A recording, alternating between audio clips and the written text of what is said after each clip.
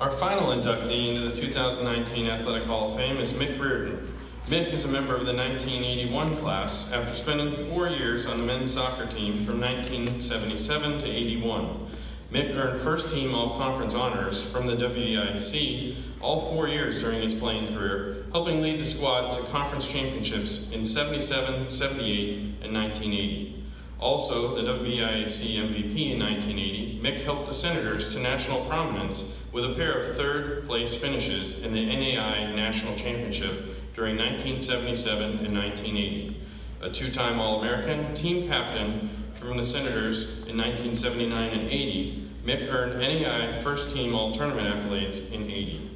After graduation, Mick continued his playing career in the League of Ireland before beginning his soccer career at Boston College as an assistant in 1998 and 1999. Currently living outside of Boston with his wife and 4 children, Mick works for Chessie Pharmaceuticals, where he is responsible for hospital-level sales and education for pharmaceutical agents. Please join us in congratulating Mick and welcome him to the podium for his induction into the DNA Athletic Hall of Fame.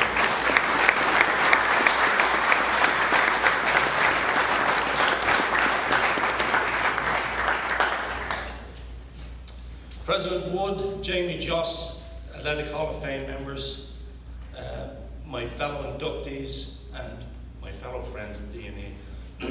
It is indeed a great honour to be here. You never walk alone at Dave's and Elkins.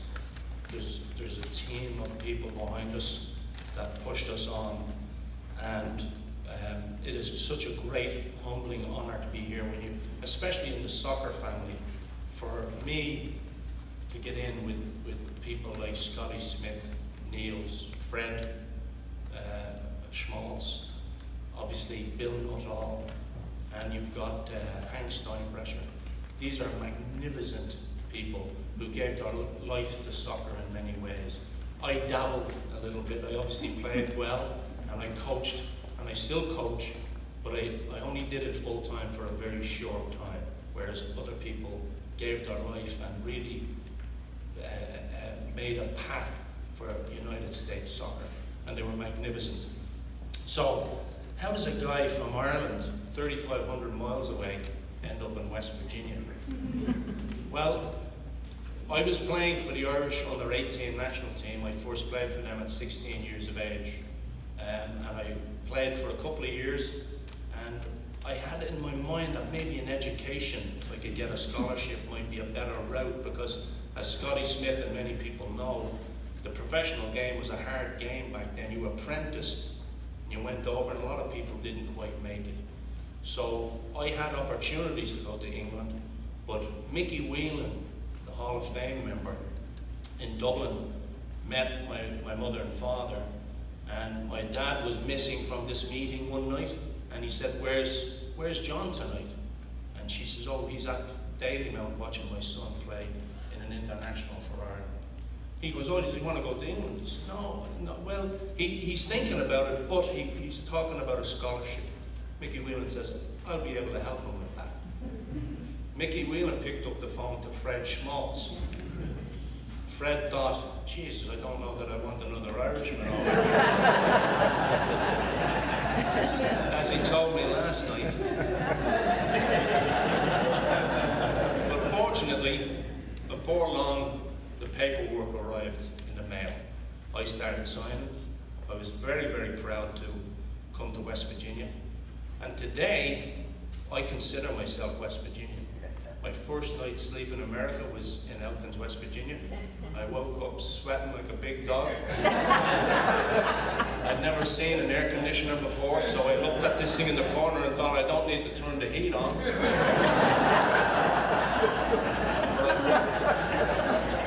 I finally figured it out. So when I got here, however, I came for an education, and I was going to play soccer. I had no idea what kind of a team I was coming to. I met Fred. He was wonderful, great sense of humor, and then we get to working pre-season. He worked us hard. He had a plan. He knew what he was trying to do, and lo and behold, in his wisdom, he puts me in beside a fella named Carl Digger Largy in midfield. I'm still 17 years of age. I often joke with Carl and say, listen, you're old enough to be my dad.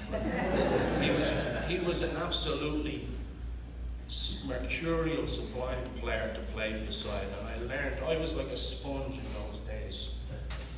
I was learning from Digger, I was learning from Rod Savio, Frankie Michelizzi's down in the crowd here. If it had $1 for every time he raced away from a defender and pulled the ball across for a goal, we'd all go drinking tonight. But the bottom line is, to have an opportunity to play with players like this, we had a team. Fred put a team together with depth. We had grizzled American boys, Mike Wrights and Steve Sarles at the back my first year. And just to give you a reference, my freshman year, my first game, again, I had no idea what we were coming in. My first game was against West Virginia University. We beat them. My second game was against Southern Methodist University. We beat them. My third game was against Texas State University. We beat them. University of South Carolina fell next. Then University of Cincinnati. Then Clemson beat us 1-0. Fred, we were robbed that. Next game was against Howard, and then we went into conference play. So Fred was brave as a coach. He didn't shirk what he needed to do. He had us play some of the best, biggest teams in the country, and we beat them. It was good stuff. So that year we got to the semi-final of the Nationals, where we lost 1-0. Again, tough game. But we picked it up the next day to end up third in the nation. And the team of lads that I played with, that first year, 9 Davis and Elkins players made the all-conference team. 9. Can you imagine me as a freshman, how proud I was to force my way onto that team? The selectors must have had a real headache looking, gee, we're going to put another Davis and Elkins guy on here. So 9 of us made it. That, I think, might have been the most ever. It was pretty strong. Second year, again, we were a terrific team. Fred, again, in his wisdom, I was a centre forward back for the Republic of Ireland. He played me in midfield my first year, which I loved, and I learned so much. My second year, he started me out at centre back with Rod Savio, a tower of strength at the back. A tremendous player, an All-American himself, alongside Digger, of course, who was All-American, it seemed like perennial. To play with Rod, again, I was getting a lesson. I was sweeping behind Rod, I was watching what was going on, I was learning. And I had Fred, who had me fit as a fiddle at that stage. I'd lost all my puppy fat, as Lee Croft Martin used to joke. Lee Croft back there used to say, Mick, you still got puppy fat. I was eating a lot of potatoes and a big chunk of meat and what have you. When I came over here, I started eating properly. So I slimmed down and got fit. It was great. So I also want to say that in those first 2 years, I stayed during the summer and I got to know the townsfolk. And I just wanted to mention a particular family, the Lotus family, Wilfred and Gail, from town here. And it was Minty, Yvonne, Brian, and the elder brother. They welcomed me into their home on many, many occasions. I grew to love them, and I grew to learn an awful lot from Wilfred, who was a coal miner, and Gail was a nurse. But it's people like those make me shout out loud that I'm West Virginian. So I just wanted to mention that. Now, I'm in a unique position in that I straddled 2 coaches. Our Hall of Fame coach, Fred, left. And we had a coach coming in, and at the last minute, they couldn't make it. So Niels Heinke, to his credit, and Scotty Smith, to his credit, they stepped in last minute. Now, I'm talking last minute, you're talking about, I think, a week before pre-season. We kicked the ball, maybe even a couple of days before pre-season.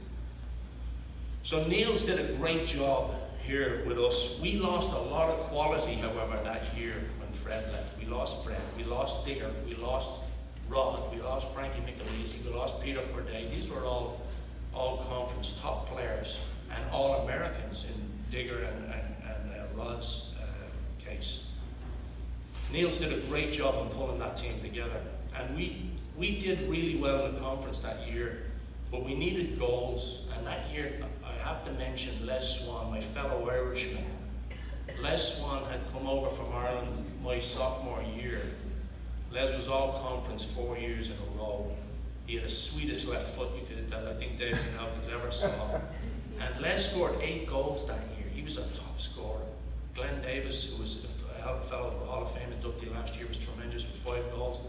And Mike Grayson, another Hall of Fame inductee, had 4 goals that year. We needed another few goals. We just didn't get it. But we did our best that year. And the next year we regrouped, and to Neil's credit, he brought in a couple of goal scorers. One in particular, a fellow named Pete Morris. That year, we as a team really got together. We worked our tail off. We ended up winning the conference. We went to nationals. We won in the quarterfinal against Sangamon State, 4 overtimes. And then we just couldn't regroup the next day. We ended up going into the 3rd place game. 3rd place game was against Alabama, Huntsville. And I think it's important just to go over what happened. We went 2-0 down. We went 2-0 down, and we fought back. I happened to get a goal to open the scoring for us on a free kick. And Pete Morris was a tremendous player. He scored a penalty, and then we were looking for a winner. And we were playing really great stuff. Niels and Scotty had done a super job getting this team together, because it was a team. Didn't have the individual qualities some of the other teams had, but these guys really played together, and we did have some sweet players. So the bottom line is, Pete Morris scored a goal. I can still see him coming across the top of the box and hitting that left foot into the top corner. We ended up 3-2. At the end of, we went, of course, afterwards, we were so deliriously happy. We went and we had a party. It was terrific. And Scotty Smith, who's a Hall of Fame member, as I said, 4-time All-American, wonderful player, wonderful coach, wonderful man. You don't know him as a poet, but I do, because Scotty wrote us a poem after that game, and it went like this. For a week in a room we were there, and those Fenians really fouled up the air. And Big Mick, being so long and so tall, proved the point that big men can't fall. You're the outstanding back, and that's that. So to Reardon, I take off my hat. You've had 4 great years of fun, but that's it, Mick. It's over and done.